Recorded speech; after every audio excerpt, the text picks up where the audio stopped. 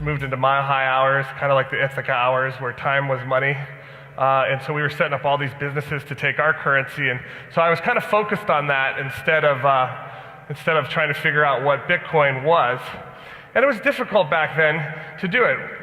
You know, my first Bitcoin that I bought, I had to go down to Walgreens, get myself one of these green dot cards, and then I had to figure out how the Tor worked, which, like, I barely knew how to do emails, right? So I'm like, what is the Tor? I have to run this to find this website called the Silk Road. How do I get to the Silk Road? I can't just go there, right? And finally I got to the Silk Road, got my green dot card. I found somebody that was selling Bitcoin, it was so sketchy, and I was like, well, I guess I'll just give him my green dot card number and cross my fingers, and hopefully my Bitcoin will show up.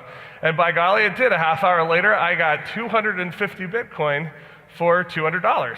It was 85 cents at the time. And then my friend left me alone, and I was like, great, I got my Bitcoin, see, blah, blah, blah, leave me alone. And he didn't talk to me about it for like a year, and I didn't think about it for about a year. But then I was scrolling through Facebook, and I saw a video that talked about Bitcoin. And I got some Bitcoin. I clicked and I watched the video. And oh my gosh, it's like the greatest invention ever. I got so excited, and I remembered, oh, my friend told me that I should get some Bitcoin.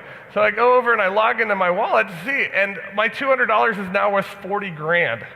And my jaw dropped to the floor, and I was like, what's Bitcoin? What is this? I mean, I didn't understand. What gives it value, like the gentleman just asked? What backs Bitcoin? Why is it going from $1 Bitcoin to $10 Bitcoin, $100 Bitcoin to $500? I didn't understand. So I spent the day just educating myself. I sat on YouTube for literally hours just watching one Bitcoin movie after the next. I learned how Bitcoin was created and what the blockchain is, etc. And so that was I called my friend back and I was like, dude, you totally explained this wrong to me. You know, you ruined it. If you would have explained it right, I would have bought at least $2,000 worth instead of $200 worth. You know, and I talked to friends of mine who like got it, like the UPS driver that used to deliver packages to my house every day. He said, well, what are you investing in now? And I said, well, I heard about this thing called Bitcoin. Little did I know the UPS driver went home, invested 10 grand into Bitcoin. Found me on Facebook. I moved, left the house, all this stuff. He found me on Facebook just to thank me because he said, hey, your tip of buying Bitcoin, I put 10 grand in, it's worth $1.2 million now. I no longer work for UPS. I paid off my house, paid off my car. I was like, this guy made money. This guy made more money than I did. Like, I put in $200, he put in 10 grand, he made millions, and I'm like, you know. And another friend put in 100 grand after he sold one of his houses. It's now worth $27 million. The guy never has to work again. I'm like, everyone else is making all this money, and I just seem to be giving it away. Wasn't making any money. How many of you guys have ever sat someone down and got them a wallet and give them a Bitcoin? How many of you guys have ever done that with a friend? You know, kind of like being a little disciple, if you will. Yeah, a lot of you guys have. I would do that all the time. I remember up at Pork Fest, some Free Staters from New Hampshire here, I was up there. I think Pork Fest is where Bitcoin really started, I think. I mean, I remember, people, could buy hamburgers and hot dogs and everything in there. If you haven't been to Pork Fest, you guys should check it out. It's in June every year. And that's where I really kind of got indoctrinated in the whole cryptography side of this whole project. I remember I bought one of these Bitcoin Nut Bombs t-shirts. I see some people wearing them, the orange ones. And so I bought one of those for 1 Bitcoin. And it was a large, and over the years I'm now an extra large. And I saw the guy the other day, I was like, hey man, can I get an extra large instead of a large? That shirt doesn't even fit me anymore. I give you a Bitcoin, man. That shirt's like a $1,200 t-shirt, man. So I'm just gonna frame it on my wall and hang it there and be like, well, when Bitcoin's 10 grand a Bitcoin, like there's my $10,000 t-shirt.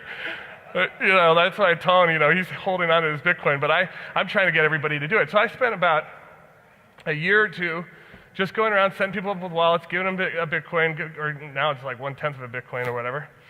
And I did this over and over and over again, and it was like I was talking to a wall with a lot of people. It was just hard to get them to do anything. That's why I was talking about doing this Coinbase thing. At least I get paid every time I set someone up with a wallet, and then when they forget their password, as they inevitably do, then they can get that back and get back into their account. I used to like think people would get what I got right away, and so like you go right into the college education conversation when these people are still in kindergarten, you know what I'm saying? So you have to start people out slow. And so for me, I was like always spending all this money, always just giving away all this free Bitcoin, never making any money. If you recommend Bitcoin to a friend and he goes and buys 10 Bitcoin and he makes money on the gain of the value of Bitcoin, that's great. You helped your friend make some money, but you didn't make any money, right? And we all have to do something to make money. And my thought was, I started out young as an entrepreneur. I read Robert Kiyosaki's book, Rich Dad, Poor Dad. How many of you guys have ever read Rich Dad, Poor Dad? Oh, you guys get it then. Cash flow quadrant, buying assets instead of doodads and all that kind of stuff. In my mind, I thought one of the aha moments for me was, I have 50 grand. Is it smarter for me to take my 50 grand and buy a Mercedes Benz? And voila, I have the car, or is it smarter to take the 50 grand and buy an asset that generates cash flow to pay the monthly car payments? 3 years later, the car is paid for, but then I still have that asset generating cash flow to buy myself a jet skis or a motorboat or whatever. So in my mind, I thought it was smarter to focus on buying assets, things that create cash flow. And this is where I kind of came back and I thought, I love Bitcoin, I love the idea of knocking out the Fed, blah, blah, blah. I read Creature from Jekyll Island, I got it. And how can I actually make money doing this? You got to make money. A lot of us have jobs, waiting tables or working as mechanics or whatever we're doing. We have to do that to put food on the table, pay our rent, all that kind of stuff. I wanted to figure out a way to get paid full-time income to travel around the world and promote Bitcoin. And I wasn't figuring it out. It took me 3 years until we finally did it. But what I decided to do is look into Bitcoin mining and how is this currency created. So a crash course on mining works like this. When Bitcoin started, to incentivize everybody to run the protocol, to run this software, to track all the Bitcoin transactions around the world and secure the blockchain, when this all started, how do you monetize or incentivize people to donate their computer processing power and monetize their bandwidth? So when people told me about Bitcoin, I instantly got it because I understood how the BitTorrent network worked. You know how all of us remember Napster? It was centralized servers. People could download music and movies from these big centralized servers. But then what happened was the government came in and shut it down because there was like a centralized location to shut it down from. And then somebody created the software called the BitTorrent software, where if you run this, you can file share movies and music and all that. And you go today now on Pirate Bay or Views or BT Junkie or whatever, kick-ass torrents, you can download any music and any movies you want because there's no central location for them to shut it down. It's this distributed network of millions of computers that just share files within each other, and now you can't shut it down. So the currency that runs on this distributed network of all these computers around the world, that is Bitcoin, how do we incentivize all these computers that are running the BitTorrent software to run the Bitcoin software? There's already this distributed network of millions of computers around the world. How do you do it? Well, you got to give them free Bitcoin for running it. So that's how it started. Every 10 minutes when a block was solved by one of the computers in the network, 50 Bitcoin was given away. 50 Bitcoin every 10 minutes, 50 Bitcoin, 50 Bitcoin. And that happened for 4 years. And then we had what's called a halving year, which is programmed into the software. So now it was 25 Bitcoin every 10 minutes, 25 Bitcoin to one of the computers in the network. Well, last July we had another halving year. Now it's 12.5 Bitcoin is the reward for the miners, for the people that donate their computer processing power. And most people have extra computers. They're already paying a monthly rate for their internet, so instead of just putting their computer away and going to bed, they would leave their computer open all night, press a button, then they go to bed all night long. The computer's working away, helping to audit all the Bitcoin transactions around the world and secure the blockchain, and when they wake up the next morning, their computer made them money. You just press button and the thing makes you money while you're sleeping. So I thought, that's interesting. So Bitcoin mining is every 4 years a halving year. Next 4 years from now, it'll be 6 Bitcoin every 10 minutes, then it'll be 3. And the last Bitcoin will be mined in the year 2140. We've got 16 million in circulation at the moment, but by that point, when we're all dead and gone, there'll be a max of 21 million Bitcoin circulating around the world. But what I thought was interesting about all this is Bitcoin is actually programmable money. So you can actually take one Bitcoin and break it down into 100 million bits. And you can take that one little bit and program it to be something of value, anything of value. They're calling it the Internet of Things, where we can tokenize anything of value, digitize it, put it up on the blockchain, and trade it. Whether that little bit represents title to real estate, where a lot of countries around the world are putting their real estate up on the blockchain, or barrels of oil, or shipping containers, or sneakers, or diamonds, or votes in elections, etc. You can tokenize pretty much anything. So I looked at it like this. We have Microsoft here, which is the operating system of the computer, right?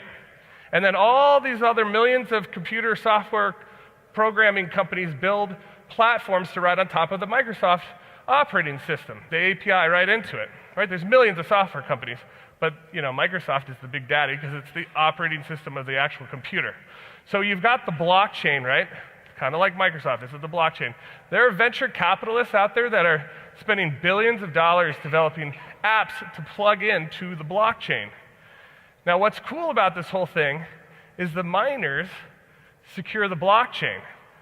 So imagine if we as miners got paid $1 for every real estate transaction that takes place somewhere around the world, or every time a shipping container moves from Singapore to Long Beach, or every time a barrel of oil moves, because anything that's taking place and happening over the blockchain, we, the miners, get a little piece of every transaction that takes place. Miners not only get that block reward of new Bitcoin being created, but they also get all the transaction fees that took place within that block. So I step back and I look at this like, okay, wait, millions of people have Visa cards, right? Visa's got these big warehouses, these data centers with servers, and they're tracking all these Visa transactions, billions of dollars every day. And every time that card swipes, Visa gets a 3% rake off the top. So Visa's making $100 million every day, right? Or something like that. I don't know what they're making every day. A lot of money. Because all you guys all have Visa cards, right? So, and all over the world, it's a money machine every single day. So I thought, well, what if we did the same thing, but did it with Bitcoin and the blockchain, got our own data center, track all the transactions around the world and secure the blockchain, and then that will make us money. But Visa only makes money when Visa transactions take place. They don't make money when real estate is sold or shipping containers move or when American Express does a swipe. Visa only makes money when Visa. On our hand, the idea is we'll get a piece of every real estate transaction. Anytime a vote happens, anytime whatever happens on the blockchain, get a piece of the global economy. Imagine getting a little small percentage of all the transactions that take place over the blockchain on planet Earth, anywhere around the world. That's the vision that I saw. I was like, oh my gosh, we should get into Bitcoin mining. So I started going around to these conferences and stuff, meeting interesting people, and I thought, well, you guys know how you got your iPhone. It was an iPhone 3, and you're like using it, and all of a sudden the iPhone 4 is out. You're like, crap. So you sell the 3, you get the 4, and you're just like, oh my gosh, the iPhone 5 is out now, and then the iPhone 6 is out, now it's the iPhone 7, right? Technology keeps getting better and better. Well, same with these chips and this mining equipment. It's very hard to stay competitive with, if you're wanting to get into mining, you got to get the new tech all the time, more efficient stuff, whatever your power is, try to get the cheapest power and all that stuff. So I'm trying to do this research and figure out how can we make this profitable. How many of you guys have ever bought any mining equipment and tried to mine yourselves? Got a couple of people? Cool. So my thought is this. When I was younger, I used to sell M&Ms and stuff door to door to raise money for my Little League baseball team. And I would go to, because you could get like $1 for a pack of M&Ms. Even today, you go to the OXXO grocery gas station, 7-Eleven. When you go buy a thing of M&Ms, a pack of M&Ms from the OXXO, you're paying, let's say, $1 for a pack. But if you bought a whole box, you're now paying 75 cents a pack. So you're saving some money. If you go to Costco like I did and buy, a case of M&Ms, I was getting them for 15, 20 cents a pack. So there's discounts when you're buying in bulk. That's why you pay a lot when you're buying one unit, but if you're buying a pallet of M&Ms, I'm getting those things for 8 cents a thing. So I used to do this. I'd go to Costco, I'd buy all these M&Ms, buy them in bulk. I go door to door. It's $1.50 for one pack or 2 for $2, and I just sold them nonstop all day long because I bought in bulk and then I sold retail. Well, the same thing happens with Bitcoin mining hardware. Some people, if they're just going to mine in their basement, they buy a unit for, let's say, $1,000, and voila, they're mining their Bitcoin, but they're paying retail because they're only buying one. So I got thinking to myself, I need to find out who's making the best chips And it turns out to be two companies, Bitmain and Bitfury. And so I went out there and made some good relationships with those guys. And I thought to myself, some people over here are going to buy one unit for $1,000. But if I put $1 million in, I'm going to get those $1,000 units down to like $400. So I'll get a big deep discount, just like I was doing with M&Ms. And so you guys know how you take a picture, it's a megabyte, right? And if you have 1,000 megabytes, it equals a gigabyte. And 1,000 gigabytes makes a terabyte, and 1,000 terabytes equals a petabyte, okay? So let's consider, in processing speed for computers, a laptop computer is, let's call it 1 gigahertz, or 1 gigahash, we'll call that.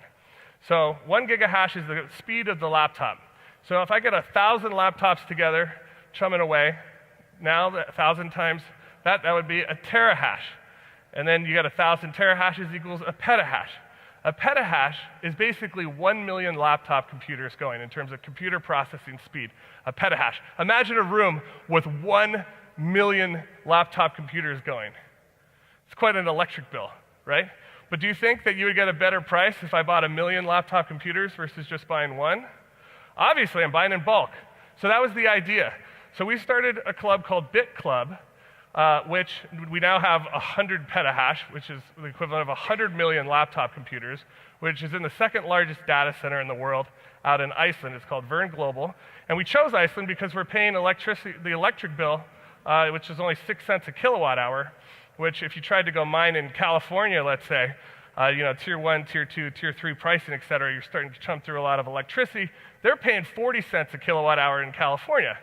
So am I going to be more profitable paying 40 cents a kilowatt hour, or be more profitable paying 6 cents a kilowatt hour? And because it's Iceland, I don't have to spend a lot of money on the electric bill to run the air conditioning units, et cetera, to keep all the chips in the computers cold. So that's what we decided to do. And now it's really fun because I can go around the world, I can talk with people about Bitcoin and actually get paid now to have a full-time income traveling around the world. And how this basically works, and why I think all of you guys should get involved with what we're doing, is really simple. Let's say I get that $1,000 piece of equipment, I get the price down to $400. That gives some leeway there to create a commission structure to pay people a full-time income to start talking about Bitcoin and Bitcoin mining, educating people. This is mining, this is where Bitcoin is created. This is an exchange. This is where you turn your Bitcoin in and out for fiat currency. So this is a wallet. You hold your Bitcoins here. I mean, all that takes time to educate someone. You're going to spend a half hour doing it. You should at least get paid for it.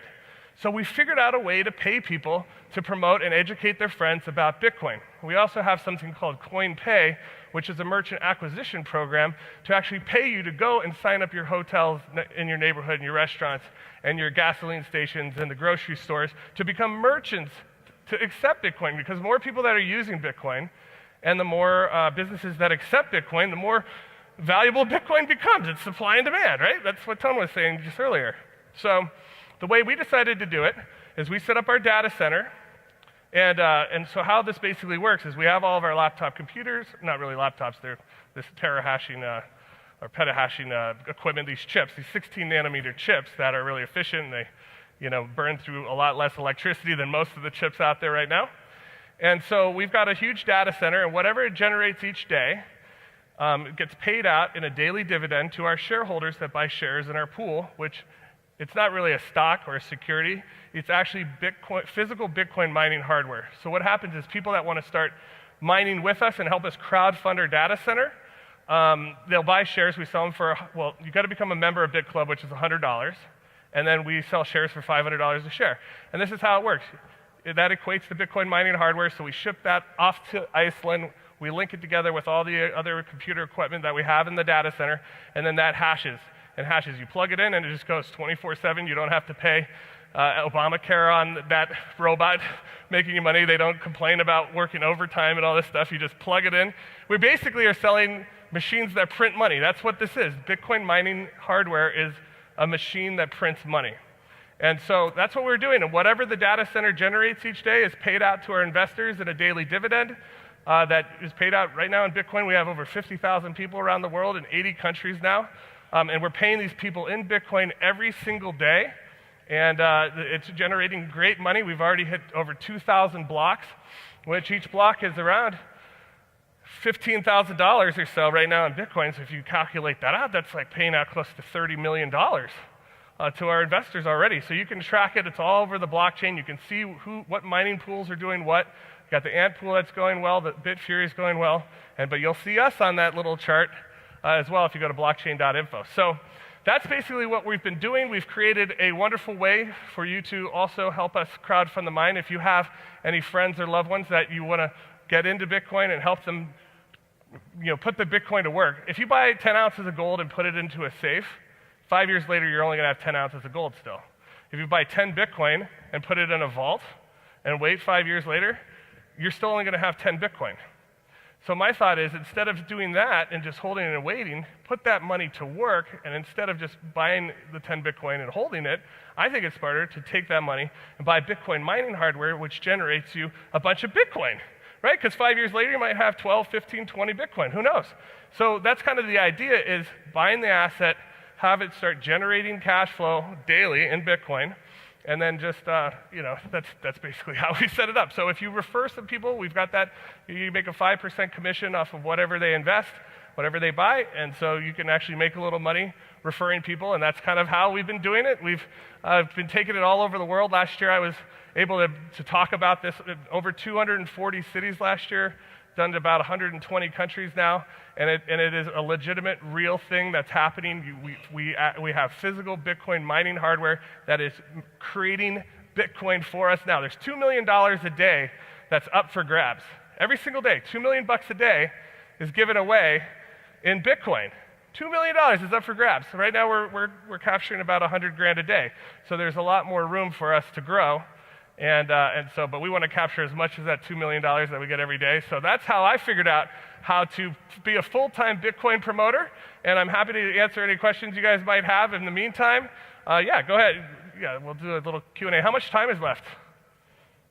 Oh, cool, great. We got plenty of time if you guys have any questions or comments you'd like to make. Okay. I think it's really great what you're doing, because I've had to incentivize. I've been advocating Bitcoin in my local community, and I was trying to figure out how I could, make money off doing that. And thank you for that. Absolutely, yeah. I'd also like to know, since Bitcoin right now, as we know it, the full node service, in order to maintain the blockchain, is quote a charity service right now. How could we incentivize that in the future to, pay people to actually maintain the blockchain? Well, I mean, paying people is a wonderful way to incentivize people. So, I mean, there's a lot of really smart, creative people in this space that are way smarter than me, and I love going to all these events and listening to them, and they got good ideas on how to solve these issues. I just recently set up my own node in my own house, because one of the cool things that happened with us recently is we actually our mine hit the biggest block in Bitcoin history. Someone by accident the other day, they meant to send like $150,000 and tag on a $5 miner fee, but they sent $5 and tagged on a $150,000 miner fee. So when we hit the block, we were only expecting 12 Bitcoin, and all of a sudden we got 150 grand in Bitcoin because of the transaction fees. So I was like, well, what are we gonna? We got to give this back to the poor guy that hit this block, or that made this mistake. So we put the word out. Who made the mistake? We know how you feel. I've made stupid mistakes before too, and we're willing to give you your money back for $150,000 miner fee. So we hit this. We went around and we couldn't find the owner who made the mistake. It might have been some Chinese guy that wasn't reading English when we were saying, hey, we'd like to give this back. So we decided that instead of keeping it for ourselves, we would split it all up and give some to Coin Center. And so we made a $5,000 donation to Coin Center, and they sent me my first node. So now I have a node. I got a Coin Center t-shirt. The Bitcoin Alliance, or the Blockchain Alliance, Digital Chamber of Commerce, we gave 50, 60 grand to Bruce Fenton over there at the Bitcoin Foundation, et cetera. So I got to play Santa Claus. It was kind of cool. So I got to divvy out this big, donate to all these charities, which was a lot of fun. So go ahead. Hi, Joby. This is JP from Phoenix. Okay. And so you mentioned you're earning about $100,000 a day, so monthly maybe $3 million a month. Right. And so how many Bitcoin miners do you have in at your facility? So we've got about 100 petahash right now. We just put in another order for 60 petahash, which we should be taking delivery on the next 60 days or so. By the end of the year, we should have about 300 petahash going, which, like I said, a petahash is the equivalent of 1 million laptop computers. So we're getting up there. Our power bill is $1 million a month.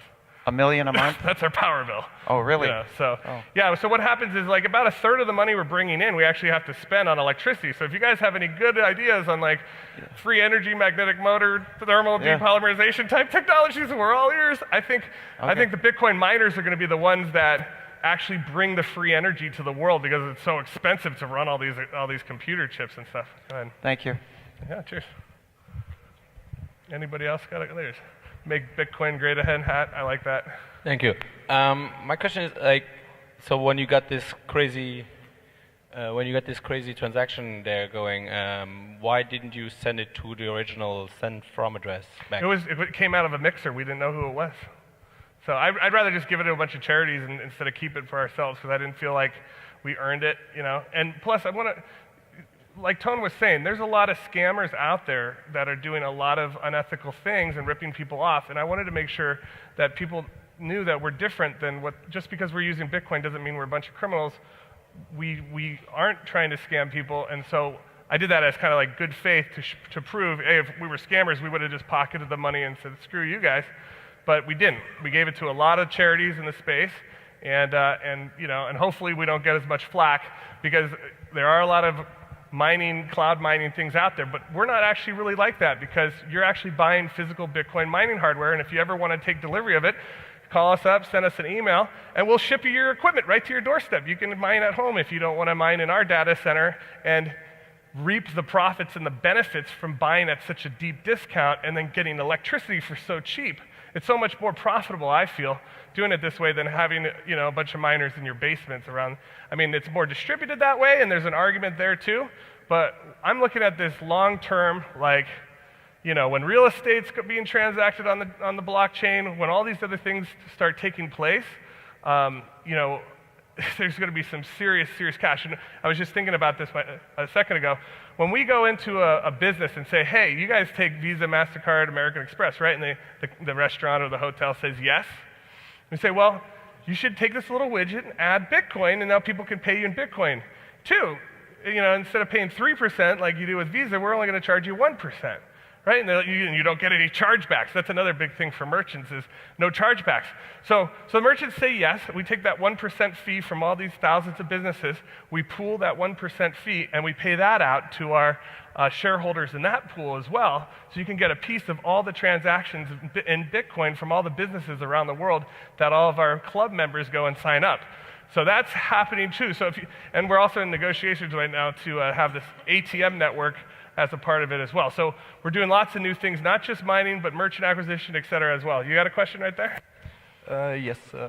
So in the past, when I looked into your products, they were always intentionally intransparent, in my opinion. For example, I could never find any information about what kind of hardware is being bought or how many hash you're even buying. If you go to bitclubpool.com. Because you're basically just buying a relative share, and you have not even any information about how many shares are there in total. So you're basically buying a black box. Can you please tell more about Yeah, so what I do is I buy these these block boxes, which are 7.5 petahash. They're about $1.2 million or so. And these block boxes, not everyone's got $1 million. So we just buy that, we parcel it out to the shareholders. Whatever the box generates each day is evenly dispersed to those investors that help crowdfund and buy into the block box. So we get those, and if you think about it, each block box currently at the difficulty, because the Bitcoin network difficulty changes every day, and the price of Bitcoin changes every second, so it's kind of hard to calculate what people's returns will be. So we've tried to under-promise and over-deliver, and we've been doing pretty well. About 3 to 5% a month is what we've currently been doing, but that's all determined on the difficulty and the price of Bitcoin, which I don't know what that's going to be in 3 months. So it's kind of like, here it is. But currently, one of these block boxes generates 5 Bitcoin a day. So 5 Bitcoin a day is call it $1,000 a Bitcoin. That's $5,000 a day. Costs about $50,000 a month to run it because it's 1 megawatt of electricity. So if it's $5,000 a day, times 30 days, it's 150 grand minus the 50 grand for the power bill. So we're at 100 grand a month profit. After 12 months, that's $1.2 million. That covers the cost of the box, which is $1.2 million. So the idea is to get into ROI within our first year, and then just generating whatever is after that is profit, right? It's kind of like buying a solar panel. You know, the upfront CapEx cost is, let's say, $10,000, so you're paying until that $10,000 is off, and then everything after that, that solar power is generating electricity. Once you get your initial investment back, everything after that is profit. So, you know, a year from now, the price of Bitcoin, a lot of us are thinking is going to be $2,500, $3,000. So it's going to be nice when this thing is starting to generate Bitcoin after it pays for itself, because we're going to be getting Bitcoin at a higher rate. You had a question? Oh, you have a question. I like what you're doing. Thanks. And like when this all first started out, you could do this on a little crummy laptop, but the processing power increased and increased and increased. Do you foresee all of the hardware that you have now becoming obsolete? Absolutely. We have to update it all the time. So let's say someone were to, let's say, JR, you refer me. So I decide I'm going to invest $1,000. I'm going to buy 2 shares in the pool, let's say. So you would make a $50 referral bonus for referring me. So there we go. Makes $50. Now, let's say that my shares are going, I got 2 shares, let's say they're making $2 a day per share. So let's say in the back office you can have it do a 50-50 split, a 60-40 split, or a 70-30 split, meaning you can compound your daily dividend. So let's say if it's $2 a day and it's at a 50-50 split, that means I'm pulling $2 a day out and putting it in my wallet, and the other $2 goes back into buying me a 3rd share. So in 250 days times $2, that's $500. That's 3 shares now. So those 3 shares work together, buy you a 4th share. The 4 shares work together, buy you a 5th share. So that's compounding.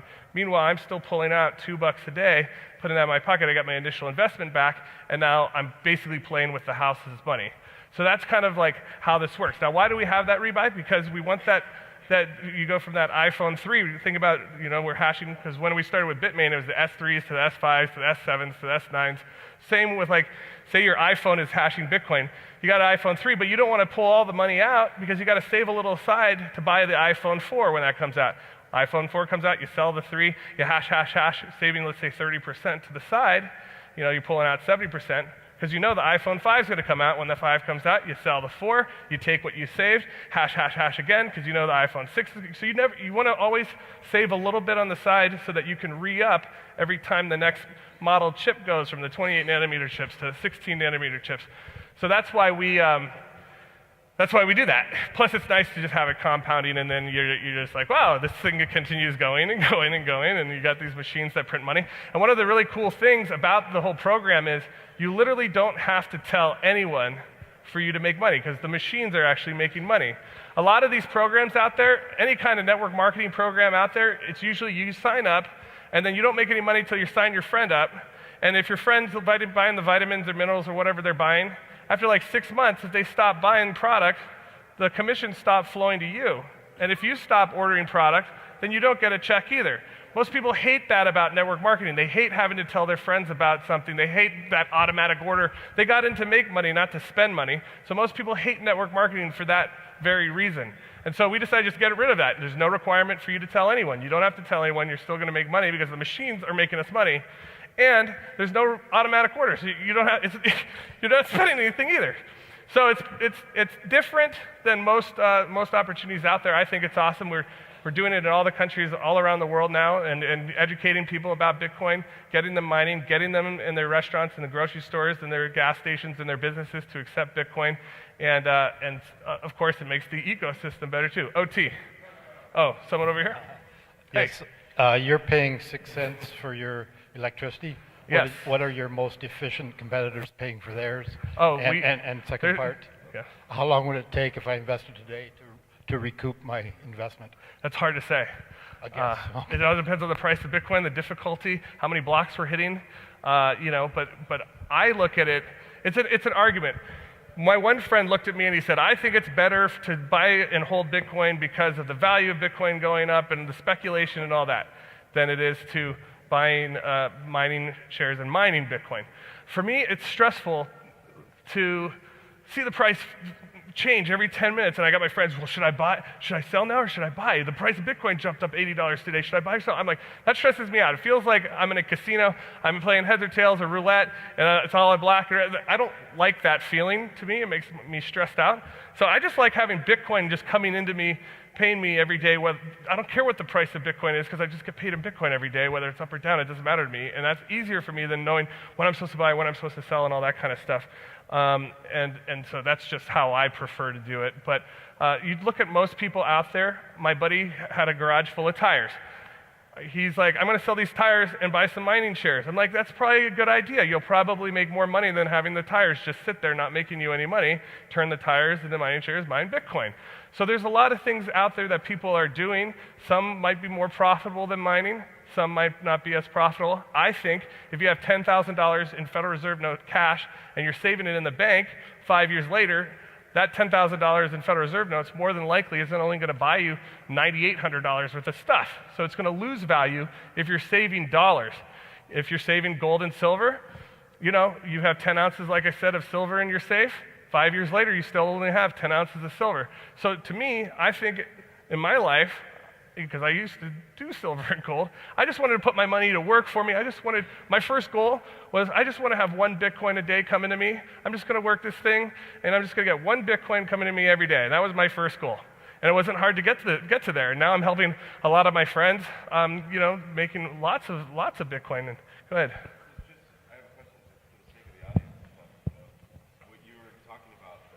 Here's the microphone right there. Your analogy when you said, you have to bring people along slowly. You're at the college level, and then, you're talking to people that are in kindergarten in regards to this. The barrier to entry into mining is comprehension. So, for the sake of the audience, where can they go to get educated, to get their hand held as they go through the process? Because you have to be enrolled by a member. Right, so you can't join Bitclub. It's like a country club. A member has to invite you in. You get a link. We'll invite you in if you have a pen or a piece of paper, write down, and you can just watch the videos and everything that are on there. It goes, what is Bitcoin? What is Bitcoin mining? How does Bitclub work?